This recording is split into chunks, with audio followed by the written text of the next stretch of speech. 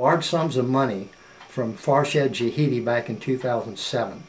And Farshad Jahidi is a president of Alavi Foundation. Now this is a Muslim charity. It's tied into Melli Bank.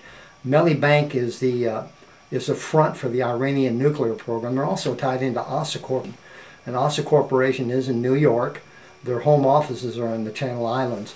So what was happening in 2007, as I said, that Farshad Jahidi was giving a tremendous amount of money to the William J. Clinton Foundation.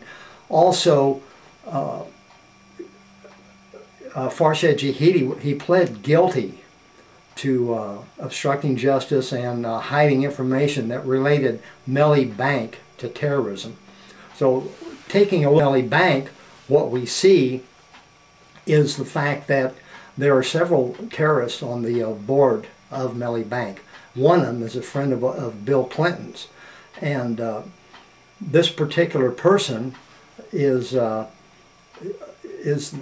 one that was in Argentina. His name is Ahmed Reza Ashgari, and he's also known as Mohsen Ranjak Baran. So during that time, Mohsen Ranjak Baran, also known as Ahmed Reza Ashgari, was the third undersecretary in the Iranian government stationed in Argentina. He blew up several synagogues, killing quite a few people. And this is a friend of Bill Clinton's. So he is taking money from these terrorists as well. Hillary Clinton, she doesn't fall far from the tree either, because she has several, as a matter of fact, she's got 3 hardcore terrorists that not only use money for her, but they also handled her campaign in 2006 and 2007. So these people are Yaqub Mirza and Omar Ashraf, and they have a friend too, and his name is Yassin Qaidi, who is the one of the financiers of Al-Qaeda. So you can verify all this information. All you have to do is look for at the federal election campaign records, and you'll see the people that support politicians. You'll see the organizations that they support, and in turn the organizations that the candidates support as well.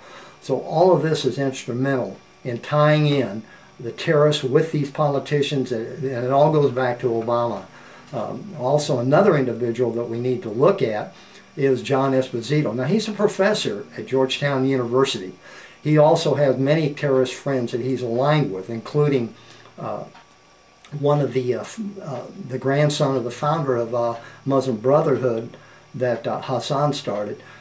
So Tariq Ramadan is his name. And Tariq Ramadan and John Esposito lecture at Georgetown University. So what's unique about Georgetown University is where Bill Clinton went.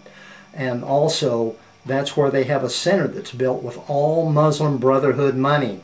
It's called the Al-Wali bin Talha Center for Muslim and Christian Understanding. So all of this ties in to everything. There's not one incident that's ancillary to another. It all ties in and completes a circle of communication. So you're asking, would Obama and Eric Holder and all these other people, would they want to see Sharia law come in this country? You bet they would. As a matter of fact, they haven't done anything to stop it, but they've done everything they can to encourage it and promote it.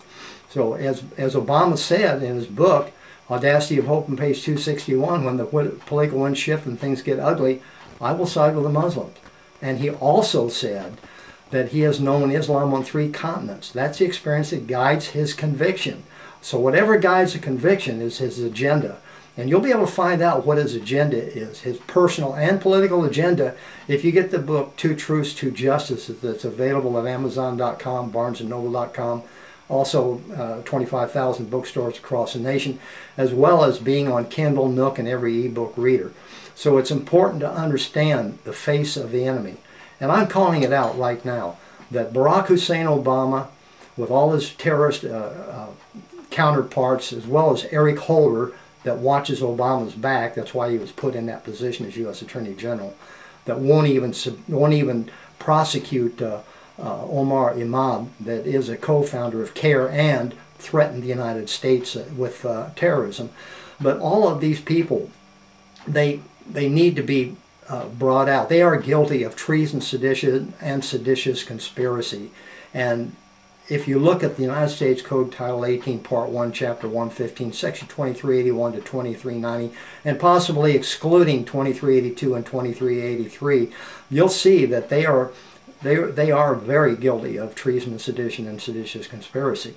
So that all goes back to Obama's founding and his originality of everybody questions whether he's a Muslim. Well, you know he's a Muslim because the president of Kenya, Emilio Amos Kabilki, and one of the members of Parliament, James Orengo, as well as the ambassador from Kenya to the United States, Peter Ogego, 19 days after the election, they were on WRIF radio in Detroit, Michigan, and they stated and they said that Obama was born in Kenya, and everybody knows it. So it was also listed in the Kenyan Daily newspaper as well as the Sunday Standard, same quotes.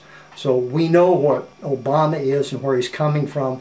He is without a doubt the #1 domestic enemy, along with Eric Holder and the participants in this treason, sedition, and seditious conspiracy Title 18.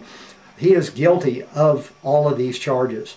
So until next time, stay strong in the Lord, and we need to give God all the glory.